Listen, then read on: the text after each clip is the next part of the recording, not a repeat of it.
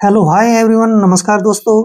अपनी इंग्लिश को इम्प्रूव करने के लिए हमेशा हमें इंग्लिश रीडिंग करते रहना चाहिए, जिससे हमारी इंग्लिश जो है काफ़ी इम्प्रूव होगी और धीरे धीरे हमें इंग्लिश लिखना, बोलना, पढ़ना आने लगेगा। तो आज का टॉपिक बहुत ही इम्पोर्टेंट होने वाला है, तो चलिए स्टार्ट करते हैं। इंग्लिश राइटिंग प्रैक्टिस, यानी कि इंग्लिश होता है अंग्रेजी, राइटिंग होता है एक तरह से लिखना और प्रैक्टिस होता है अभ्यास। अब कई सारे जो है कमेंट्स आते हैं कि सर हम जो है इंग्लिश को पढ़ तो लेते हैं जैसे कैसे भी, लेकिन उसको जो है जब भी हम लिखते हैं ना तो हमारे से जो है काफ़ी स्पेलिंग्स मिस्टेक्स होती हैं। देखिए, स्पेलिंग मिस्टेक को सुधारने का जो सबसे तरीका है, अच्छा है, वो मैं आपको बताने वाला हूँ। इसमें मैं आपको 5 रूल बताने वाला हूँ, जिससे आपको जो है आप जो है भूल कर भी कोई स्पेलिंग मिस्टेक नहीं कर पाएंगे। अब जैसे यहाँ पे रूल नंबर 1 है, यहाँ पे लिखा हुआ है दोस्तों CIAN, ठीक है ना, इसका मतलब होता है शन। और यहाँ पे भी लिखा है TION, इसको भी हम लास्ट में, अगर वर्ड के लास्ट में आता है तो इसको भी हम शन पढ़ते हैं। अब हमारे पास 2 वर्ड्स है, जैसे यहाँ पे लिखा हुआ है MAGICIAN, यानी कि मैजिशियन, और यहाँ पर लिखा हुआ है APPLICATION, यानी कि एप्लीकेशन। अब हमें ये पता नहीं होता कि कहाँ पर हम जो है CIAN का इस्तेमाल करें और कहाँ पर हम TION का इस्तेमाल करें। यानी कि अगर यहाँ पर हम CIAN की जगह अगर TION लगा दें तो क्या ये ठीक रहेगा? नहीं, ये गलत हो जाएगा। तो चलिए मैं समझाता हूँ आपको। देखिए, इसमें 2 वर्ड्स होते हैं, यानी कि 2 पॉइंट्स हैं। अगर किसी वर्ड के पीछे CIAN लिखा जाता है तो उसका जो सीधा संबंध है वो किसी व्यक्ति से होता है। जैसे यहाँ पर देखिए मैजिशियन लिखा है। क्या लिखा है? मैजिशियन।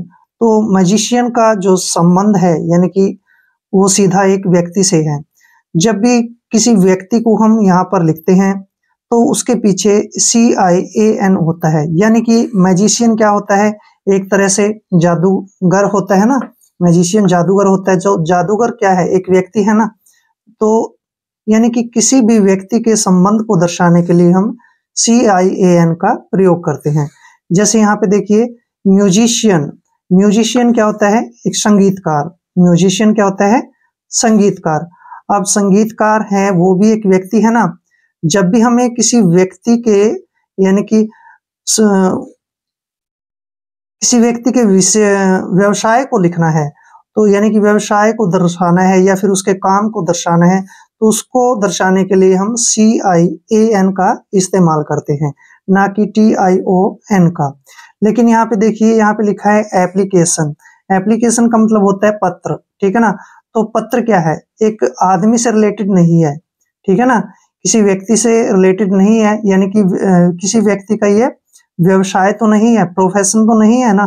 तो यानी कि अगर किसी व्यक्ति का व्यवसाय है, कोई व्यक्ति से संबंध रखता है, तो उसके पीछे हम CIAN का इस्तेमाल करते हैं। जैसे पॉलिटिशियन, पॉलिटिशियन क्या होता है? एक राजनेता होता है। राजनेता कौन है? एक व्यक्ति है, ठीक है ना, एक व्यक्ति है, और उसका जो पॉलिटिक्स का काम है वो एक क्या है? उसका व्यवसाय है। यानी किसी के व्यक्ति के व्यवसाय को दर्शाने के लिए हम CIAN का इस्तेमाल करते हैं। तो यहाँ पर हो गया पॉलिटिशियन, यानी कि यहाँ पर हमने CIAN लगाना है, ना कि TION। जैसे फिजिशियन, फिजिशियन क्या होता है? एक तरह से डॉक्टर होता है ना, जो सलाह देता है यानी कि एक्सरसाइज करने की। फिजिशियन, तो ये भी एक कौन है? एक व्यक्ति है, एक पर्सन है, ठीक है ना। तो उस व्यक्ति विशेष का जो व्यवसाय है उसको दर्शाने के लिए हमने लास्ट में CIAN का प्रयोग किया है, इसलिए हम यहाँ पर TION नहीं लगाएंगे। तो फिजिशियन, तो समझ आ गई होगी आपको बात की जब भी किसी व्यक्ति के यानी कार्य को दर्शाने के लिए हम जो है CIAN का इस्तेमाल करते हैं, ना कि TION का, ठीक है ना। तो ये ध्यान रखना है कि CIAN कहाँ हमें लिखना है। तो ये हो गया जैसे मैजिशियन, म्यूजिशियन, पॉलिटिशियन, फिजिशियन, तो ये सभी व्यक्ति से रिलेटेड है। अब जैसे देखिए यहाँ पे एप्लीकेशन, यहाँ पर TION क्यों लगाया है? क्योंकि ये किसी व्यक्ति से संबंधित नहीं है। ये जो है ना, कोई भी किसी व्यक्ति से कोई संबंध रखने वाली चीज नहीं है। जैसे कंडीशन, कंडीशन क्या होता है? एक हालात होते हैं, यानी कि स्थिति, ठीक है ना। कंडीशन क्या होता है? स्थिति। तो ये भी जो है किसी व्यक्ति से संबंध नहीं रखती है, तो इसलिए हम यहाँ जो है वर्ड के लास्ट में TION का इस्तेमाल करते हैं। जैसे सिचुएशन, सिचुएशन में भी TION का इस्तेमाल करना है, ना कि यहाँ पर आप CIAN लगाएंगे, ठीक है ना। तो ध्यान रखना है, सिचुएशन क्या होता है? सिचुएशन मीन्स भी स्थिति होता है। जैसे नेशन, नेशन क्या होता है? एक राष्ट्र, ठीक है ना। राष्ट्र भी किसी व्यक्ति विशेष से संबंध नहीं है, ये भी अलग वर्ड है, इसलिए हमने इसके पीछे TION का इस्तेमाल किया है। नेशन यानी कि राष्ट्र। अब जैसे रूल नंबर 2 बताता हूं मैं आपको। जैसे हमने स्पेलिंग लिखनी है रिसीव की, ठीक है ना। क्या लिखना है? रिसीव। अब यहाँ पे आप ध्यान दीजिए कि हमने कहाँ पर EI लगाना है और कहाँ पर IE लगाना है। ध्यान रखना है, जब भी C के साथ EI और बाकी के साथ जो है IE लगता है, ठीक है ना। ध्यान रखना है, स्पेलिंग मिस्टेक नहीं होगी। अगर आप C आया है, जैसे यहाँ पे C आया है ना, तो C के साथ EI का यूज करना है, ठीक है ना। तो इससे आपकी स्पेलिंग मिस्टेक नहीं होगी, क्योंकि देखिए यहाँ पर भी है ना ग्रीफ। अब ग्रीफ में भी बड़ी ई आया ना, तो यहाँ पर IE नहीं, मतलब IE आया है। और यहाँ पर हम अगर ये लगा दे GREIF, ठीक है ना। बोलने में तो ठीक है ग्रीफ, लेकिन लिखते समय वही मिस्टेक होती है कि यहाँ पर IE आएगा, ना कि EI, ठीक है ना। ये ध्यान रखना आपने, C के साथ हमेशा EI आता है और बाकी के साथ IE आता है। जैसे रिसीव, यहाँ पे देखिए C के बाद EI आया है, रिसीव। डिसीव, डिसीव में भी क्या है? डिसीव में भी वही है, C के साथ EI आया है। यहाँ पर देखिए डिसीव, जहां भी C आएगा, C के बाद हमेशा EI का इस्तेमाल करेंगे, ना कि IE का, ठीक है ना। बाकी सभी के साथ IE का इस्तेमाल करना है। जैसे कंसीव, ठीक है ना। कंसीव में भी क्या है? C के बाद EI आया है, ये देखिए। तो इसको कंसीव पढ़ेंगे और लिखेंगे भी इसको कंसीव। क्लियर? यहाँ पे देखिए मिस कंसीव, मिस कंसीव में भी क्या है? C के बाद EI आया है, जहां पर C आता है वहां पर EI का इस्तेमाल करना है, ना कि IE का, ठीक है ना। IE का इस्तेमाल हम नहीं करेंगे, EI का इस्तेमाल करेंगे अगर C आता है, ठीक है ना। मिसकंसीव। जैसे इनमें देखिए आप ग्रीफ, इसमें क्या है? IE कहां पर आया है? जहां पर C नहीं है, ग्रीफ। ब्रीफ, इसमें भी C नहीं है, इसलिए IE लिखना है, ठीक है ना। ब्रीफ। ये छोटी छोटी मिस्टेक्स होती हैं। पाइल, देखिए यहाँ पर भी L है, IE का इस्तेमाल है। अगर यहाँ पर C होता तो C के साथ हम EI का यूज कर लेते। जैसे मूवी, मूवी में भी V है, C तो है नहीं, अगर C आता तो फिर EI लगाते, ठीक है ना। मूवी, ऐसे। रूल नंबर 3 देखिए। अब रूल नंबर 3 देखिए, हमने मान लीजिए हमने लिखना है यूजफुल, ठीक है ना। यूजफुल में अगर FULL लगाए या सिर्फ एक L, ये रूल है। ध्यान रखना कि वर्ड के अंत में अगर फुल हो तो एक L को हटा देंगे, ठीक है ना। एक L को हटा देंगे। जैसे यूज प्लस फुल, मान लीजिए हमने यूजफुल लिखना है, तो जब इसको इकट्ठा लिखेंगे यहाँ पे, तो यहाँ पर एक L को हटा देंगे, यूजफुल, ठीक है ना। जैसे फेथफुल, मान ली फेथफुल लिखना है हमने, तो इसका जो डबल L है वो एक L हट जाएगा। फेथफुल, क्या लिखेंगे? फेथफुल। अब लास्ट में हमने ये नहीं लिखना FAITHFULL, ये तो गलत हो जाएगा, ठीक है ना।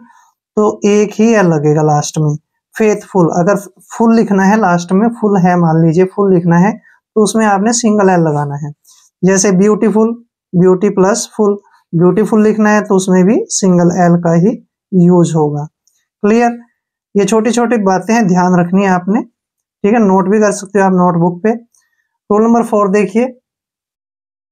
अब मान लीजिए हमने लाइंग लिखना है, लाइंग, ठीक है ना। जैसे ये लिख दिया मैंने LIEING, लाइंग, ठीक है ना। अब यहाँ पे मैंने ये लिख दिया, देखिए बोलने में तो ठीक है, लाइंग है, लाइंग लिखा हुआ है, लेकिन स्पेलिंग गलत है। वो कैसे? क्योंकि जब भी हम आई लास्ट में आता है वर्ड के लास्ट में, तो उसकी जगह पर हम वाई का इस्तेमाल करेंगे। जैसे यहाँ पे है LIE प्लस ING लिखना है, हमने लाइंग लिखना है, तो यहाँ पर IE की जगह हमने वाई लगाना है। ये देखिए मैंने ये लिख दिया लाइंग, यह करेक्ट है एकदम, ठीक है ना। IE हट गया, IE की जगह वाई लिख दिया, तो ये हमारा ठीक हो जाएगा लाइंग। जैसे डाई प्लस ING, डाइंग लिखना है हमने डाइंग, ठीक है ना, तो ये IE की जगह पर हम वाई लगा देंगे यहाँ पे, देखिए बिल्कुल ठीक हो जाएगा डाइंग ऐसे, ठीक है ना डाइंग।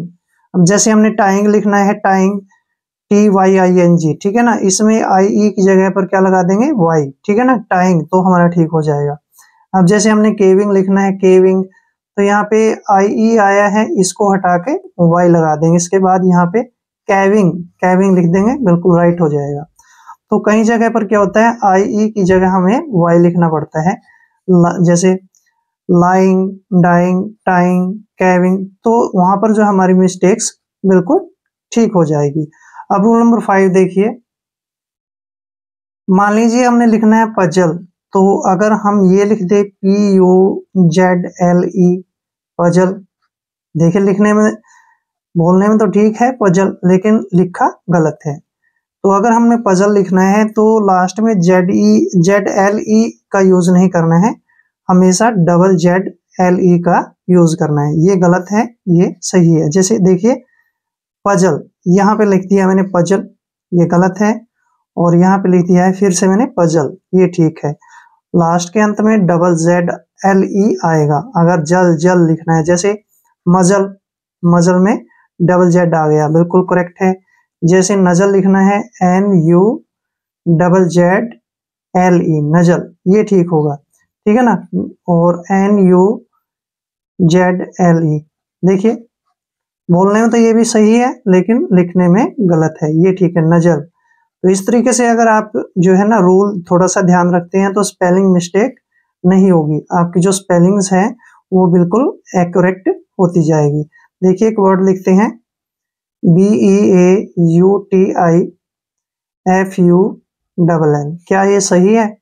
अभी अभी मैंने बताया नहीं, गलत है। अब ब्यूटीफुल लिख दिया है हमने, तो लास्ट में एक एल को काटना है तब ठीक होगा, ये करेक्ट स्पेलिंग होगी ब्यूटी, ठीक है ना, और FUL ब्यूटीफुल। तो थोड़ा सा रूल जो है ध्यान रखें, स्पेलिंग मिस्टेक अपने आप ही ठीक होती जाएंगी। आई होप वीडियो आपके लिए हेल्पफुल रहेगा। अगर आप चैनल पर नए हैं तो चैनल को सब्सक्राइब कर लें। मिलते हैं नेक्स्ट वीडियो में। जय हिंद, जय भारत।